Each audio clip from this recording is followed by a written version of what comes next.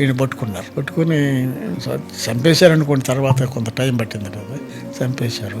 దాన్ని ఆయనకి Ho Chi Minh Vietnam విప్లవ నాయకుడు ఆయన నడిపాడు ఇదంతా కూడా. ఆ వియత్నాం ఆయన ఏం చెప్పాడంటే is the hero of the south Vietnam అన్నాడు. ఎవరిని? ట్రాయ్ని. సుందరయ్య గారితో మీకు ఎలా ఆ అనుబంధం పెరిగింది? మిమ్మల్ని ఆయన ప్రియ శిష్యుడు అంటారు.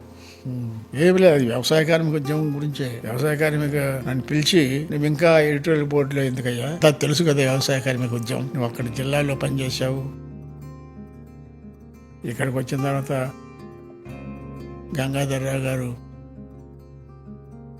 చేస్తా ఉన్నావు, నువ్వు ఇంకా అక్కడ ఎందుకు, ప్రెస్ పేపర్లో ఎందుకు, నువ్వు వ్యవసాయ కార్మిక ఉద్యమంలో హోల్ టైమర్గా పనిచేయమన్నావు. చల్లపల్లి పక్కనే లక్ష్మీపురం ఉంటే అక్కడ ఒక షుగర్ ఫ్యాక్టరీ పెడితే ఆ షుగర్ ఫ్యాక్టరీకి పేరుతో రాశాడు ఆ 3,000 ఎకరాలు. అందువల్ల మేము ఇక్కడ ఉండే చట్టం ఆయన రాసి అది మెడ్రాసులో రిజిస్టర్ చేయించాడు.